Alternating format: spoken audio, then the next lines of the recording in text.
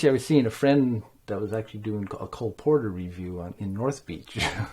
And I was walking back, and the Weirdos from Los Angeles were playing in the Mabuhay Gardens. So I went in and saw them, and the little hair on the back of my neck stood on end. So it was like, wow, this is what I want to do.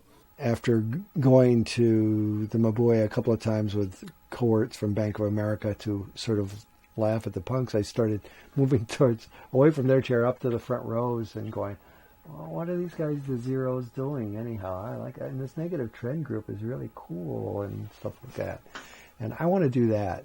So I put an ad in the paper and put an ad up in Aquarius Records. And then Klaus, I saw the ad in the paper, and Biafra saw the ad in Aquarius Records. Now, BAM was the least likely place to look. If I knew anything about the scene at that point, I would have gone to Aquarius Records, which was the record store, or I would have looked maybe, I don't know if Search and Destroy ran ads in the back or not. I don't think they did, but something like that, would have been a fanzine or something like that. But I didn't know anything about the scene, and I just wanted to be involved in it. Klaus Fluoride named me East Bay Ray. What happened, the ad in the paper, it was blah, blah, blah, blah, blah, and I was trying to tell the geographical location that I was based in, and then it went East Bay, and then there was a space and Ray, and then my phone number. And so I didn't know when I called up to ask for East Bay or Ray, because I hadn't lived in San Francisco long enough to really know that East Bay was a part of San Francisco. I'd never really caught, because I'm oblivious sometimes. So I called him up and asked him, and he said, well, come on out and, try out. And so that was it. I tried out for this band. Before we, about a year and a half before we did this product. You see? Here it is. It's flavorific.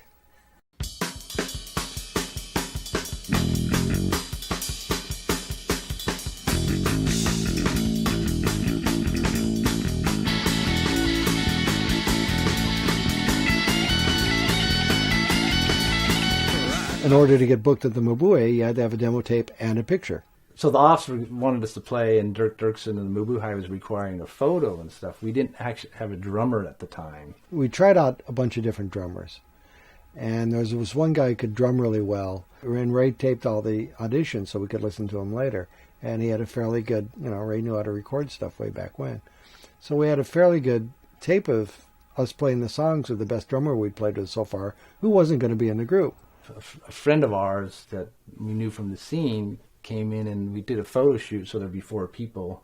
So we had a demo tape, and to pose for the drummer, we asked 6025 if he would, who wasn't called 6025 at that point. Then he wasn't in the band, but he joined soon after to be the other guitar player. And Corrine came down and took pictures of us at the Embarcadero BART station. That's the first photo session we did, with 6025 posing as our drummer. So when we gave Dirk this tape, and then he said, okay, I'll book you in 2 weeks. You're on in 2 weeks on Thursday night. There's 8 people on the bill, and 7 bands on the bill, and you'll be the 8th. And it was like with DV8 and the Offs and all this sort of stuff. We got Ted like a week before the show. He was the first drummer that came by that actually rushed us with the songs instead of trying to drag behind everything. And we played 2 songs with him where he picked it up just like that. He had the feel for what we were doing right away. As soon as we'd start playing the song, he'd play it and start rushing us, and I just offered him the beer of choice for Dead Kennedys at that point, because it was $1 for a 6-pack, I believe, was Regal Select. And offered him a beer and said, want to be in the band? And he said, sure, and that was it. And like within a week later, we were playing with him at the Mabuhay, and that was our first gig.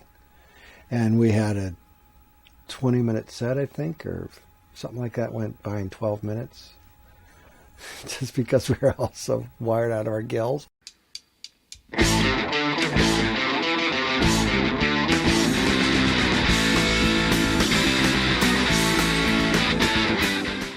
Dirk is the first person to give us a show. And Dirk Dirksen from the Mabuhay. What really made you decide to put them on stage? The lack of taste, suicidal tendencies, suffering from depression at the time, and just dumb luck. He was one of the first people who gave us credit for being something that was not going to be just a flash in the pan. I mean, after 3 or 4 shows and it getting more and more crazy, Dirk brought us in. And I mean, he had actually took us into his office and talked to us about it. I don't even know that conversation occurred. I have people calling me in the middle of the night saying, "Hey, Dirk, do you remember me? Jay, you told me one time, and God, it's amazing. I was just one loudmouth that wouldn't shut up. Just diarrhea mouth Dirksen is what I would call myself." Yep. The fact is that he made us think about where we were going. This song, Forward to Death. What's your name again? 6025? What is it about? I mean, isn't it rather negative? Well, it's just that I am looking forward to death, sir. Well, okay, then if you want, if you feel it that way, sing about it. And back in the day, it was great because there'd be like a punk band like us, and there'd be an art band from San Francisco Art Institute or the Art Institute here in Oakland, and there'd be a pop band like the Ready Maids. There were lots of interesting individuals exploring their mind's eye picture, and some succeeded and some didn't. And they would all play on the same bill, and plus they'd all draw different people, and there'd be kind of this old, Paris salon effect of people with different backgrounds talking about the same thing but having different viewpoint on it. Now is really the golden age of that music scene, because that's when people cross-pollinated.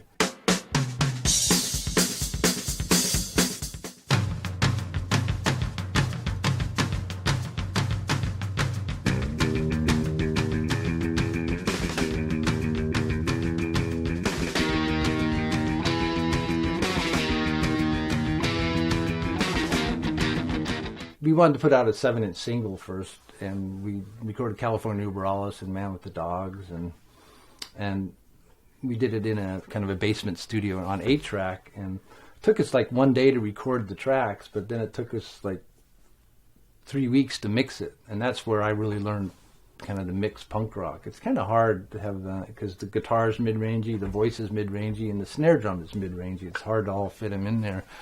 So it's funny, it's like it took 3 hours to record the song and about 30 hours to mix it. I just kept going back, and the rest of the band, we all listened to it and fixed it. I mean, it was very grassroots at that point. Like I said, sitting around a living room, stuffing records into sleeves, and putting them in boxes so we could drive them around town and drop them off at record stores and beg people to take them on consignment or whatever, and handing them out to people to listen to. It's very much at the beginning. Selling 6,000 out of the back of your car is really, really, really good. And so we were started at the bottom of the bill and we're working our way up. And plus, we sounded good and we had a good performance. It was fun to watch. I mean, at the time they were dangerous. They were out there. They weren't slick. I mean, they were, one of the most outrageous bands around. The name sounded dangerous. You went to a show, you didn't know if you're going to get beat up in the mosh pit or beat up by the cops afterwards. I remember hearing California Uber Alles on college radio and being impressed. I liked it. I liked the idea that it had that the flamenco chord progression in a punk rock song. And I liked the beat. I just thought it was a very clever record. The bass playing really stands out, particularly in California Uber Alles, because it sets that dark tone for the rest of the song. And again, it feels like it also has a surfy vibe to it. It got that kind of Wagner bolero thing. North Europe meets South Europe meets West California.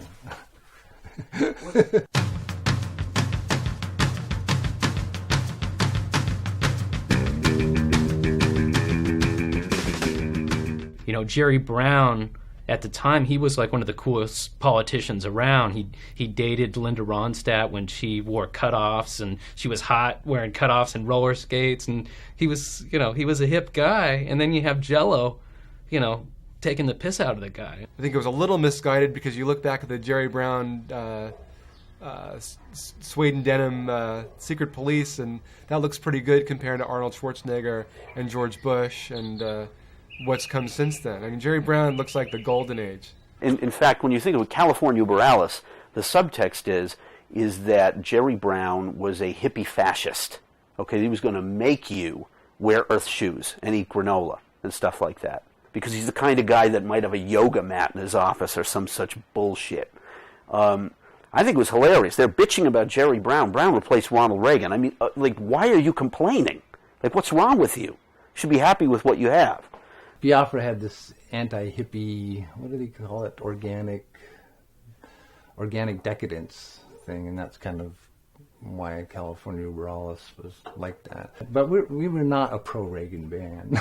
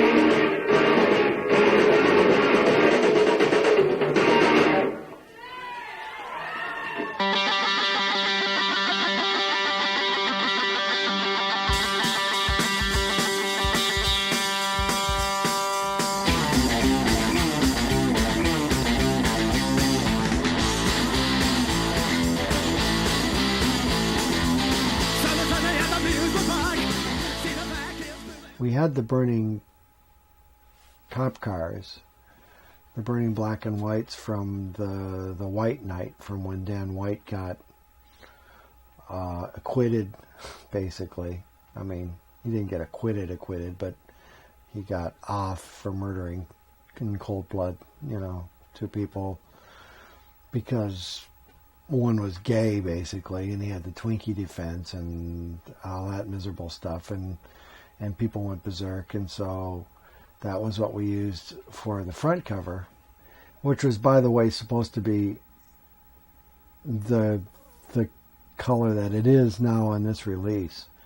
We asked them to make the flames look like fire. And the very first cover, which is really hard to find now, came out painted orange on white. Biafra was furious, Circus colors on my record. How dare they?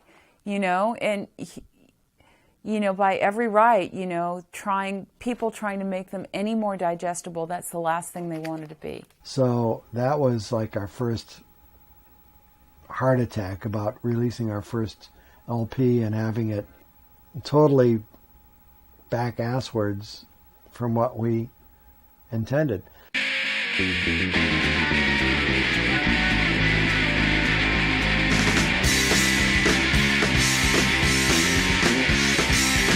Some promoter guy said, "Come to New York and play." And so we bought plane tickets and went to New York and lost our shirt, because nobody knew us in New York. California Uberalis had come out in California, but it hadn't gotten out there yet. And we were playing to 6 or 7 people sometimes. And the logic there was, you can either be really depressed or figure there's 6 or 7 people who have heard about us, or we're at least interested enough to come out to the club to see us, and we'll play our frickin' ass off to them. We also went to Boston and we played the Rat, which is the famous underground club in Kenmore Square. And I think about 50 or 60 people there. I was there. And Jello Biafra was doing his thing, trying to wind people up. I don't think he understood that in Boston it's really hard to wind up an audience, unless you're a local and you understand how Bostonians think. And the first set,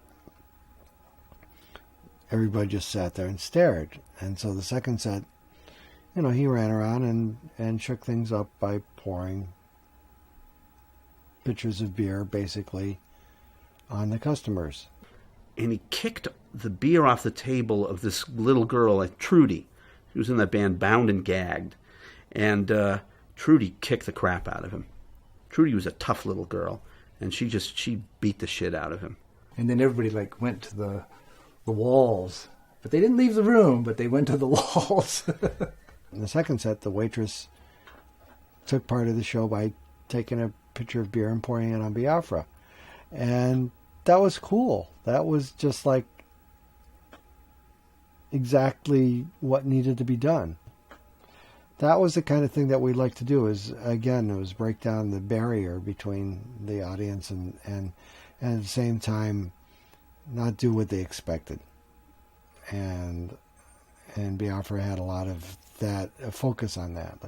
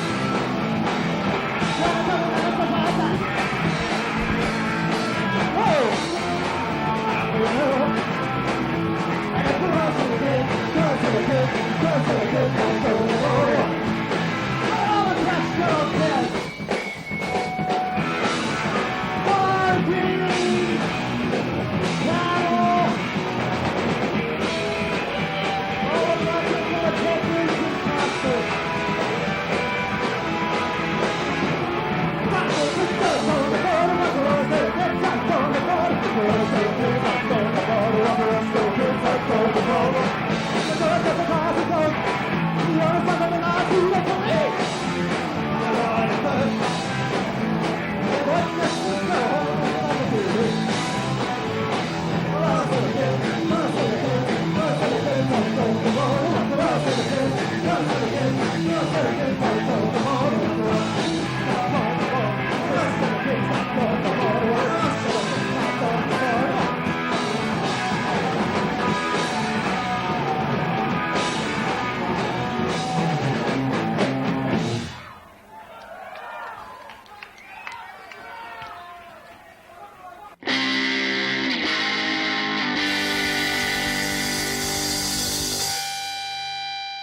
We came back really deflated and sort of thinking, this just ain't happening.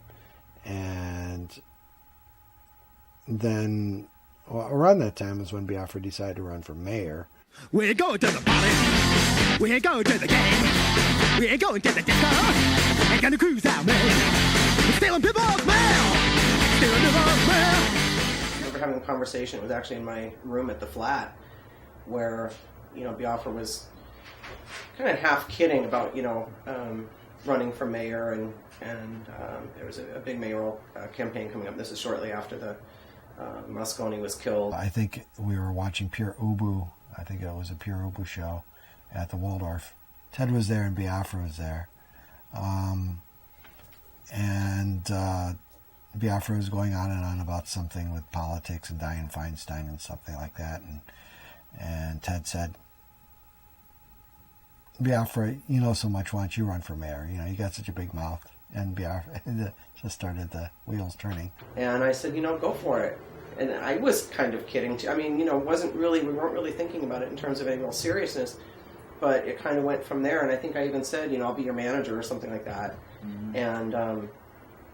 And so he decided, he put his hat in the ring and decided to run for mayor. And all I can say is watch out. This guy's running for mayor.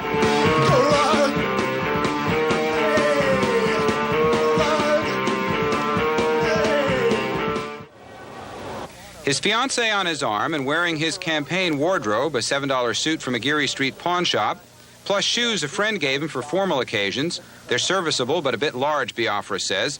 The candidate, who won't tell his born name, would be a joke, except he's too smart. I didn't imagine, us little punkers could really move and shake the city, but, we did what we did. We did throw him into a runoff. I'm not running on my my qualifications of 20 years in government, 20 years of this. I'm running on my views. And some of the views, which you'll probably get to in a minute, are tongue-in-cheek as such, but there are very serious feelings behind them. He wants to tear down Pier 39. He wants to ban all cars from the city and encourage bicycling. And he thinks all the police should have to run for office every 4 years. To relieve tension, he would put up Dan White statues all over town so the public can throw eggs at them. The eggs would be sold by the park department. One thing I intend to do, though, is bring government out from behind closed doors by auctioning off all high city positions by the Civic Center fountain rather than public deals or private deals behind the public's back like we have now. As manager, I wasn't really manager as much as Dirksen was. Dirksen really took this thing and ran with it in terms of the publicity and what have you. We did the whistle stop tour. We got on the BART trains, the rapid transit trains, and jumped out at each stop. I had these signs, and we'd make all this noise, and we'd jump back on the next train, and we ended up at City Hall. And I don't remember all the signs, but I know at one point I had one that says, if he doesn't win, I'll kill myself, And there we are on the steps of City Hall as, all the politicians and lawyers and everybody's coming and going. Great fun. It was great fun. Jello Biafra, the lead singer in the punk rock group The Dead Kennedys, he held a news conference at City Hall. He then went on to do what he calls shaking babies and kissing hands. He also went on a whistle-stop tour through parts of San Francisco today on a BART train, no telling how he'll do in the elections, but his philosophy is summed up in his campaign slogan, "There's always room for Jello."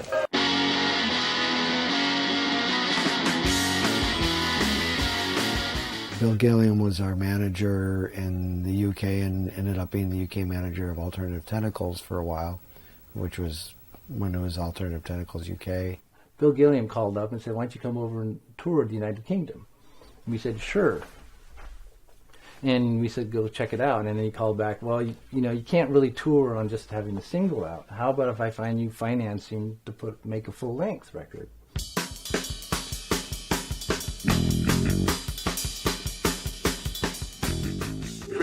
rang me and he said, my partner, this partner's called Bill Gilliam, has just taken over the European management of a band called Dead Kennedys, and they want to make an album. Would you be interested in talking to them? And of course I was aware of the Dead Kennedys single, California Uber Alice. So I went up for a meeting in Bayswater and met Bill Gilliam, and he told me basically what the band wanted. So Ian McNay decided to finance Fresh Fruit. And so I shopped around for studios in San Francisco and picked Mobius Music.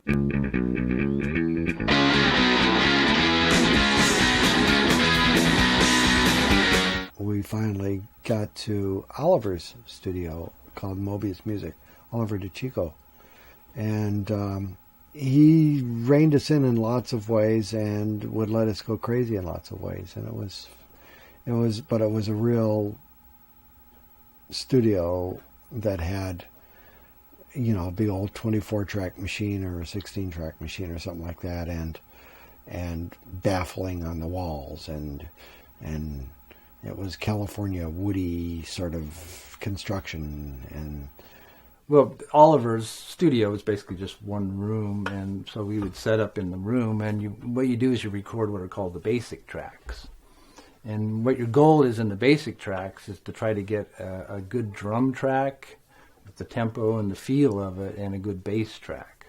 I think that's pretty much how we did it. I know that the band definitely, you know, they played together, and that was part of, you know, that's how you got the energy. You weren't going to sit there and overdub, you know, build that up from the drum track and a click track with the Kennedys. That wasn't how the music was made. Biafra would do what it's called a scratch vocal, and I would be doing it with a scratch guitar that we may or may not take. The important point is whether the drums and bass, we had to keep recording until that was right.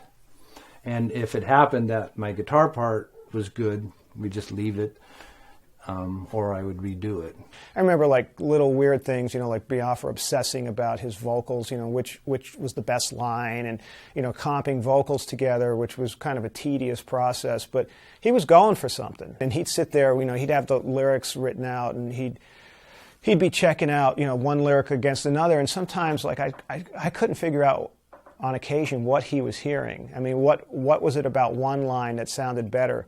And sometimes, you know, he'd listen with his eyes closed, and I'd forget to switch, you know, while this, you know, I just miss it, and he'd know, you know, and I wouldn't even know, but he would know. But again, you know, it's part of that vision, and as, you know, as an artist, I think you have to respect that, and, you know, they're going for something. So, you know, in my involvement, you know, was a facilitator. I mean, my job was to try to get their energy, cram that 10 pounds of sound onto that 5-pound disc, and you know, make it work.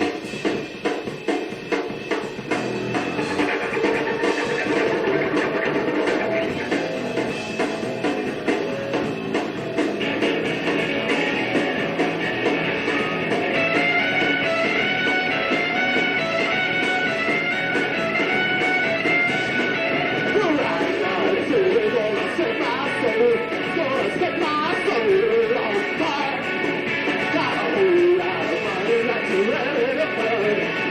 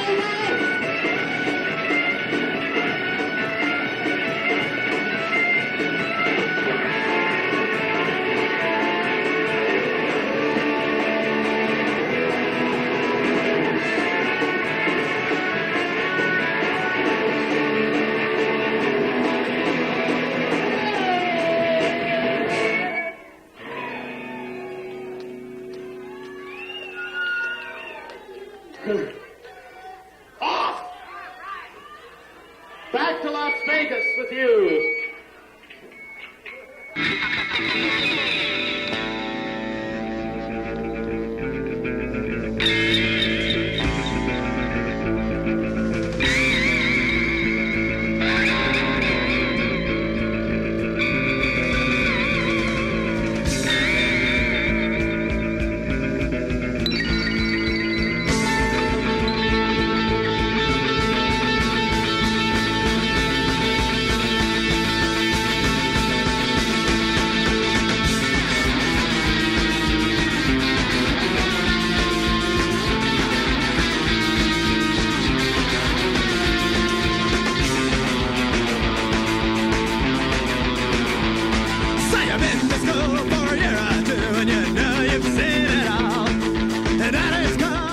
That opening guitar from to Holiday in Cambodia, it's just like so intense, and then the bass and the drums come in, and then that Jello's vocal. I mean, there really wasn't anything quite like that at the time, especially out of America. What was funny in Holiday in Cambodia, like the whole thing is awesome. Just describing a pampered, disgusting college student in his dorm room playing John Coltrane records, thinking that he has it so tough. Like, that's brilliant. That's what I got from that song. Kiss ass while you bitch, but your boss gets richer off you. Perfect. I mean, that describes like how Kappa the snake of capitalism eats its own tail. In a word, that's genius. It's fairly easy to take shots at politicians and those sorts of people because they're out there. But it seems that the Dead Kennedys were a little more intelligent than that. They actually looked under the surface. They saw this sort of creeping undercurrent of things like cults and thought police, and they brought it to the surface, which I think is really interesting. That I don't think anyone else has ever really done.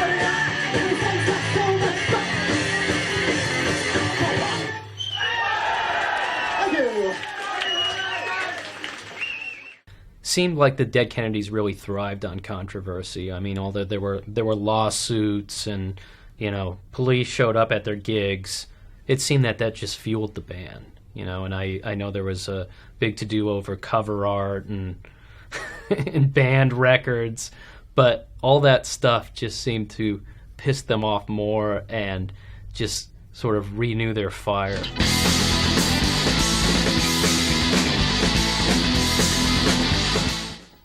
We decided to use that photo, thinking that this is some group from 1964 or something like that broke up, and plus it's public domain because they have photos out there, and so we don't have to worry about it, and we used it. But they sued us, saying they were a good Christian rock group, and the photo was taken in the 70s. And I just said, they looked like that in the 70s. We found out that they had recorded at the Wall of Voodoo Studios at some point. So with that as a bargaining chip, I think we worked out a settlement that went from something like from $1 million down to $3,000, and we'd remove their images. Or their likenesses, that's it. We'd remove their likenesses. And we did. We chopped their heads off.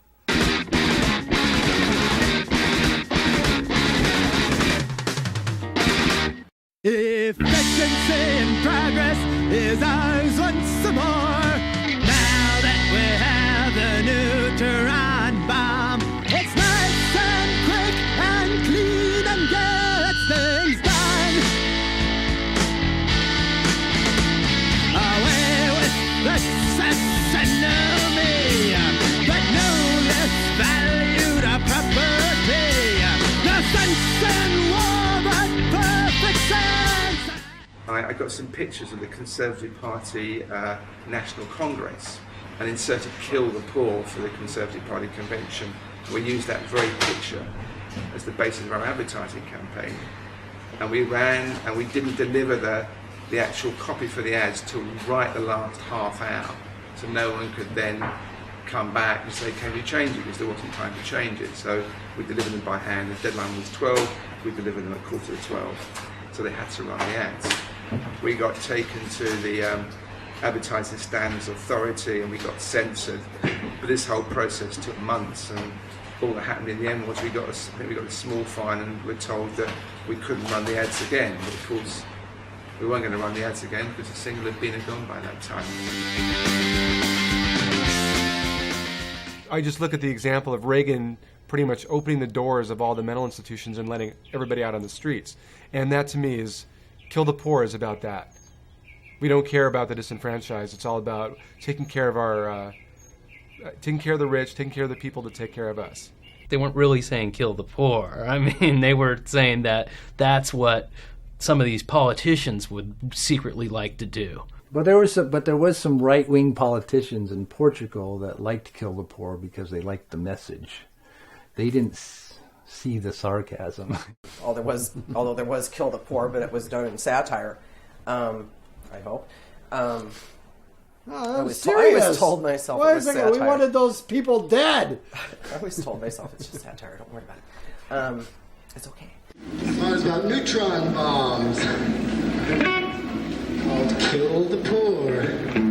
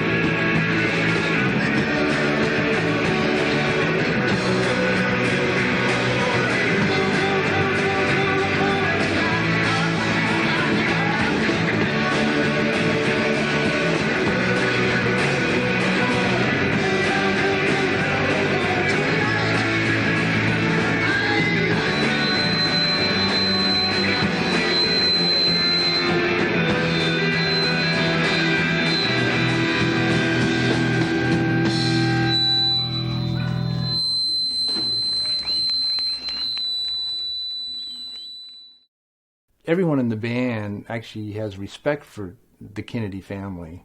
Dead Kennedys wasn't about their assassinations, it was about the idealism that America had at the time.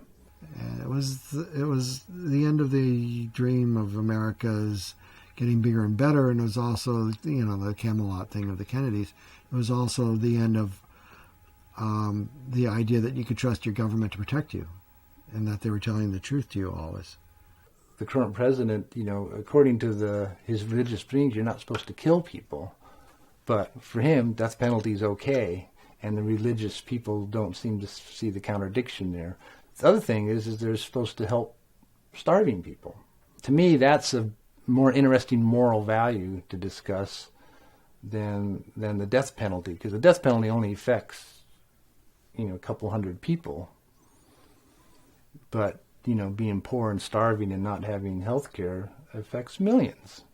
Well, 25 years from now, if you're 19 now, 25 years from now, you'll probably be, unless you take really good care of yourself, looking somewhat like I do now. And it's not all that bad. You'll get used to it, and you can still do positive, forward things with that. Fresh Fruit for Rotting Vegetables is a timeless album because you can apply many of those songs to today, and it still makes sense. They were on, one of the, at the spearhead of the movement. Anything that's followed since then, like Green Day is based. I don't want to say it's derivative, but it's it's spawned from that seed. And those guys, the Kennedys were the seed. These guys were not Johnny and Dee Dee Ramone. They were not Steve Jones and Sid Vicious. They were not Paul Simonon and Mick Jones. They were removed from that. They were more heady and more cerebral, but they are theoretically still playing physical music because their music was very, had a lot of sway. They were the opposite of Flipper, say, who they embraced, as they should, because Flipper was great. They were very careful about what they did. They were meticulous. They were fastidious. They weren't sloppy. There were no loose ends flying around in what they were doing, and it shows on their recording. They were provocateurs, and they were highly politicized. They were really the American Sex Pistols. And you could argue that they were the American originators of hardcore. It set them apart because there really wasn't too many American bands really addressing politics. American punk was, there might, Black Flag talked about hassles with the police and, rage and being wasted and being a burnout surf skate kid. But, the Dead Kennedys were really up to something completely different. They just worked. It worked. It all came together. There's an interesting synergy that happens with a group like that. Because I've recorded a lot of other punk bands, and they just didn't have what the Kennedys had in terms of being the real deal, I guess. They were authentic.